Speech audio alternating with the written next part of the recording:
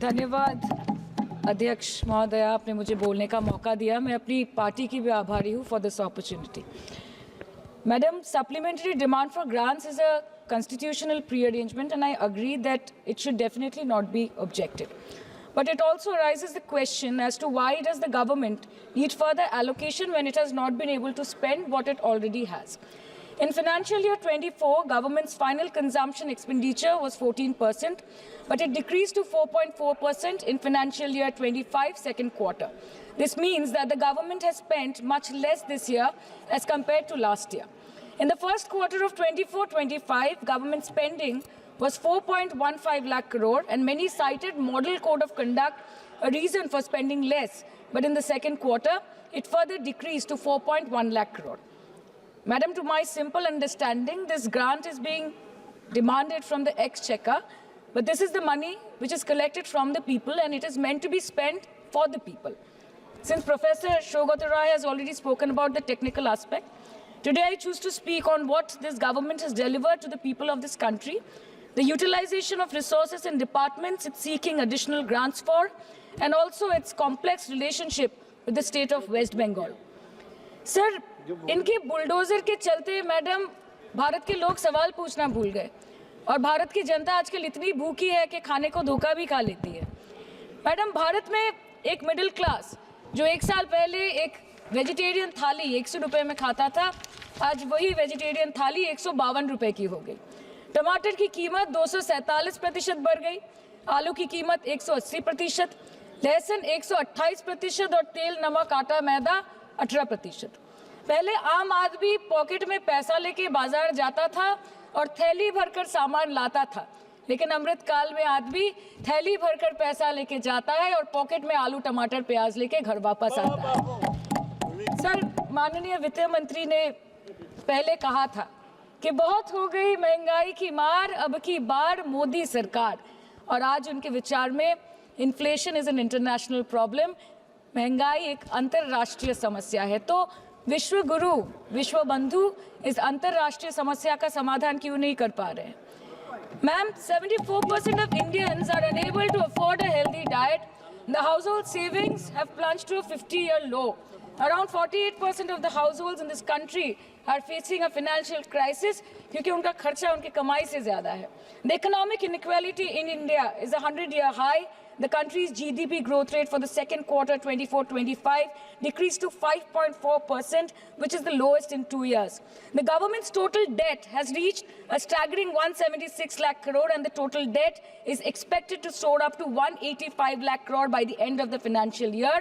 आज आपके उधार की वजह से हर हिंदुस्तानी पर 1.25 लाख का बोझ चढ़ गया, और आप उनकी मजबूरी को अपनी ताकत समझते हैं। बंगाल में ऑल इंडिया तृणमूल कांग्रेस की प्रदेश युवा अध्यक्ष होने के नाते मुझे हर दिन कई नौजवानों से बात करनी पड़ती है। वो मुझे ये पूछते हैं कि मोदी जी ने हर साल 2 करोड़ नौकरी का वादा किया था, अर्थात 10 साल में 20 करोड़ नौकरी। उन नौकरियों का क्या हुआ, उन वादे का क्या हुआ? मैं बस उन्हें यही कह पाती हूँ कि पत्ते तो झड़ते हैं, उठाता है कोई कोई, वादे तो सभी करते हैं, निभाता है कोई कोई। Ma'am, as per the latest report by CMIE, the unemployment rate has risen to 9.2% in June 2024 as compared to 4.9% in 2013-2014. Female unemployment rate is much higher at 18.5% in June 2024 as compared to 7.7% in 2013-14. Around 37% of working women are unpaid. In rural areas, this figure is at a horrific 43%. प्रधानमंत्री जी बोलते हैं सबका साथ, सबका विकास, सबका विश्वास। अगर ऐसा ही है तो भारत के लोग आज देश छोड़ के क्यों जा रहे हैं? 2018 से लेके 2023 के बीच 6,70,000 भारतीय ने अपनी नागरिकता त्याग दी। सिर्फ 2022 में ये संख्या करीबन 2,25,000 की थी। In 2022 alone, 7,500 high net worth individuals with a net worth of more than 8.3 crore or more left India. नवंबर 2022 से सितंबर 2023 सिर्फ 10 महीने में 96,917 Indians were arrested attempting to cross the United States illegally. Modi ji कहते हैं कि वो सबके साथ है, मगर ये आंकड़े बोलते हैं जो सबका होता है वो किसी का नहीं होता। और बंगाल के साथ तो कुछ अलग ही रिश्ता है इनका। The relationship is that of quid pro को, ठुकरा के मेरा प्यार मेरा इंतकाम देखेगी। मतलब वोट है तो नोट है और वोट नहीं तो नोट नहीं। As per the available reports, as on 19 July, rupees 1.23 lakh crore is already due from the government of West Bengal against flagship programs like Manrega, PM Awas Yojana, Gram Sadak Yojana, National Health Mission, Central Food Subsidy. Further, 40,806 crore is projected dues against these schemes, bringing the total amount to a staggering 1.71 lakh crore. Madam, health care की schemes में सिर्फ fund हमको दिया नहीं जाता क्योंकि colour coding match नहीं करता है। सो आप सबका साथ सबका विकास जो बोलते हैं, is it hinging on colour coding? आपको रंग पसंद नहीं तो आप बंगाल के लोगों को पैसा नहीं दोगे और फिर आप आके बोलते हो कि हम बंगाल में जीत क्यों नहीं पाते। Ma'am, this is the reason, this step motherly attitude, जिसके लिए बंगाल के लोग हर बार इनको बड़े बड़े रसगुल्ला खिलाकर वापस दिल्ली भेज देते हैं। Even after making several attempts to crush our aspirations and our economy, Bengal government stands tall and true towards the commitment towards its people. Bengal में सिर्फ दीदी है तो मुमकिन है। The West Bengal government started transferring money to the bank accounts of 21 lakh people who worked for 100-day scheme without receiving any payments from the central government for Manrega.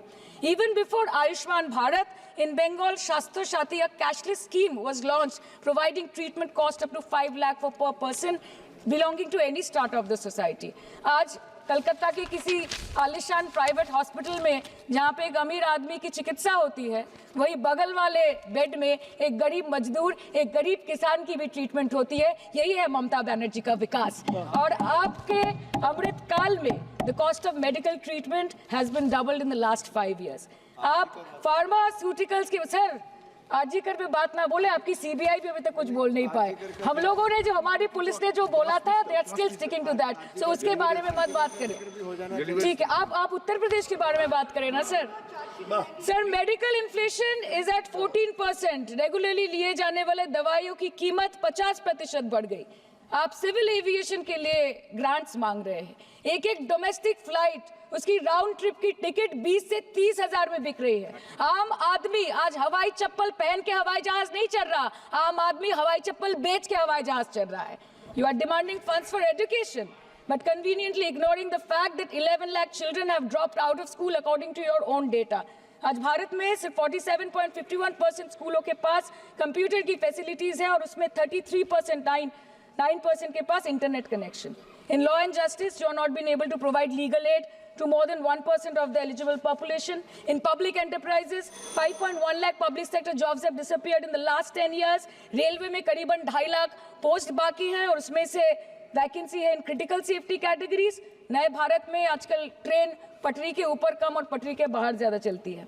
मुझे दुख लगता है इस सदन में ये कहते हुए मैडम कि मैंने अपने लोकसभा क्षेत्र जादवपुर लोकसभा क्षेत्र के लिए एक बारुईपुर कोबी सुभाष मेट्रो एक्सटेंशन की मांग की थी। मुझे डिपार्टमेंट से ये चिट्ठी मिली जिसमें उन्होंने लिखा है that this project is not economically viable and this project is unremunerative। तो आपको अगर सब जगह से पैसा चाहिए तो मुझे ये बात समझ में नहीं आती कि लोग खुद के लिए आपको वोट देते हैं कि आपके फायदे के लिए वोट देते हैं।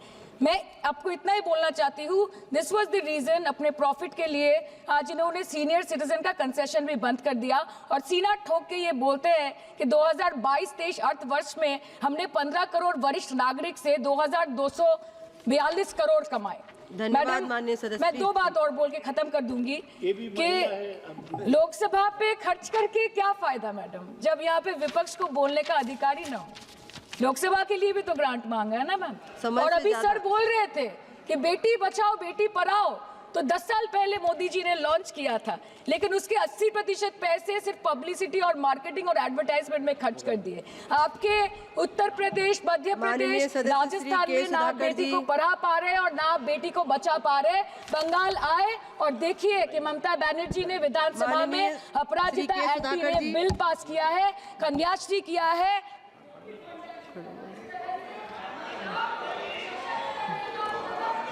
Thank you, madam.